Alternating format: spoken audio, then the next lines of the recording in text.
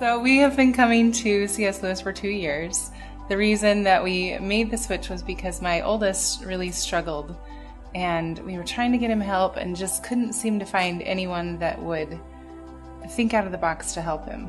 And so we came here and had a tour and just fell in love with the place. And so in the 2 years that we've been here, they have been able to catch my son up to grade level. So he was 2 grade levels behind. So in the 2 years that we've been here, he's excelled in 4 grade levels. And so they've just done that by, like I said, thinking out of the box and focusing on his strengths rather than his weaknesses. So they take his strengths and just go with them. And there's such a positive atmosphere here, and they just build him up so much that it's been such a lifesaver to have him here.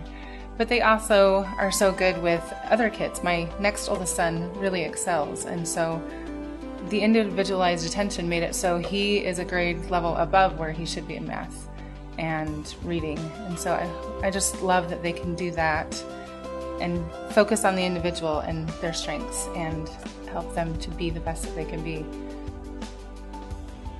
I think it's great because you know exactly what they're going to wear. You just have to keep those clothes clean.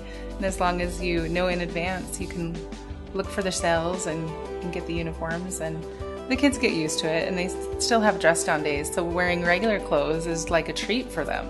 I have a 6th grader now that you look at the other 6th graders in public school and it's all about the hat and the right shoes, and we don't have to worry about that here. Everybody's just kind of neutral, and I think it makes everybody get along and not be cliquey as much. So uniforms are kind of a great thing.